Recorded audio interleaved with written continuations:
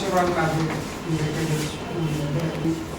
সহযোগিতা আছে কিনা বা উনি একটু করবেন এখানে আমাদের আন্তর্জাতিক পর্যায়ে ফাউন্ডেশনের প্রতিষ্ঠাতা সভাপতি এবং সিনিয়র ফিজিক্যাল সমাজের কল্যাণ করা প্রত্যেকেরই দায়িত্ব যার যার সে যদি তার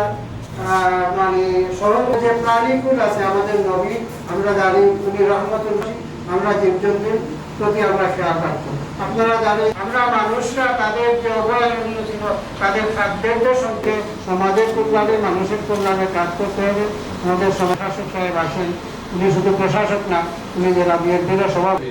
এই যে প্যারা গেমসে আপনি খেলাধুলার ক্ষেত্রে কেউ যদি গিয়ে আসে তাহলে আমার অনুভূতি সবসময় একটা কাজ করে যে তাকে যদি আমার প্রচেষ্টায় এগিয়ে নেওয়া যায় তাহলে সহযোগিতা করে। এখন তার মধ্যে শারীরিক প্রতিবন্ধী যারা এখন খেলছে বা এই যে জাভেদ আহমদ যে গুরুত্বপূর্ণ অবদান রেখেছে, এইটা যেমনিভাবে সিলেটের সুনাম বৃদ্ধি পেয়েছে ঠিক অনুরূপভাবে দেশের একজন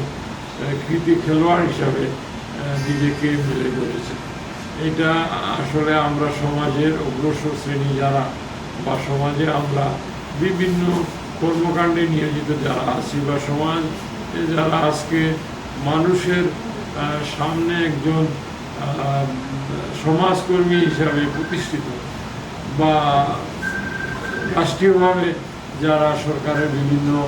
প্রতিষ্ঠানে কর্মরত, তাদের উচিত এই ধরনের কর্মকাণ্ডকে সমর্থন করা বা এই সমস্ত খেলোয়াড়দেরকে পৃষ্ঠপোষকতা করা। আমরা সিটি কর্পোরেশন এই ধরনের ক্রীড়াবিদদের পাশে আমরা দাঁড়াবো ভবিষ্যতে, যাতে